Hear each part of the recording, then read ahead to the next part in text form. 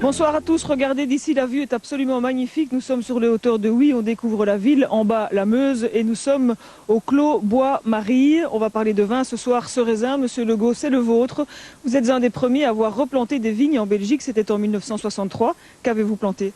Eh bien, j'ai planté un peu de pinot noir, du Riesling sylvaner, du pinot gris et du chardonnay. C'est pour faire du blanc. Combien de pieds? Oh, 2000 pieds, on fait entre 1800 et 2000 bouteilles par an. Eh bien, on voit tout ça et d'autres vous ont suivi d'ailleurs au fil du temps, car on produit environ 50 000 bouteilles de vin chaque année un peu partout en Belgique.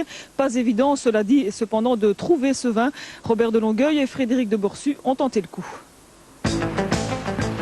Nous sommes chez le plus grand négociant belge de vin. Nous avons 2 verres, un tire-bouchon. Alors si ici, il n'y a pas de vin de Wallonie, c'est désespéré de tout. En tout cas, nous, on a déjà l'eau à la bouche. Alors, vin portugais, français, allemand, autrichien, chilien, sud-africain, australien, californien. Mais le belge, il est où? Vous le savez, vous? Non, pas du tout. Vous n'en avez jamais vu une seule bouteille? Non. Vous cherchez du vin belge? Non, du vin français. Sur le groupe Deleuze, ici en Belgique, ça fait 40 millions de bouteilles par an. Combien de vins belges sur ces 40 millions? Aucun. Aucun? Aucun. Et 2 raisons à cela. Pas assez de production pour alimenter tous les commerces et le prix du vin belge trop cher. Allez, autre magasin et dernière tentative. C'est du belge? Du belge de l'extrême sud, hein, du sud de l'Italie. Oh, désespoir. Mais bon, j'avais entendu dire il n'y a pas si longtemps qu'à Huy, on cultivait le raisin. À rue d'Avigny, on doit être dans le bon coin, sans doute.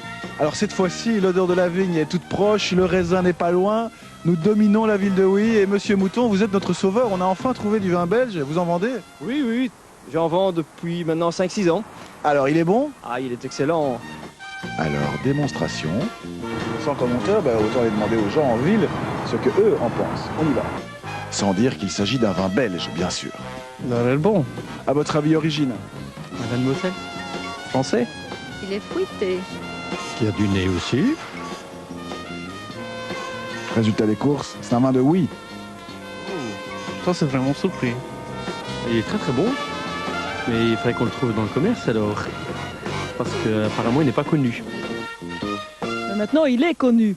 Alors, au XVe siècle, sur toutes les côtes de la Meuse, eh bien, les vignes, enfin, toutes les côtes de la Meuse étaient recouvertes de vignes de Givet jusqu'à Maastricht. Évidemment, ça a changé. Cela dit, ici, ah oui, 2 viticulteurs presque professionnels sont parvenus encore à cultiver du vin jusqu'au lendemain de la Seconde Guerre mondiale. Et regardez ceci, c'est un document. Ce sont des vendanges qui ont eu lieu ici même, figurez-vous, sur ce terrain. On va le voir, ce document. En principe, c'est une archive absolument exceptionnelle. La voilà. On a donc cultivé, c'est un film qui illustre les vendanges ici même sur ce terrain de Huy. C'est donc chez vous, Monsieur Legault, c'est filmé au début du siècle. Et ce vignoble s'appelait le vignoble des Grands Malades. Pourquoi ce nom? Eh bien, les grands malades sont les lépreux. Et au XIe siècle, une jeune femme juette avait créé une maison pour accueillir les lépreux.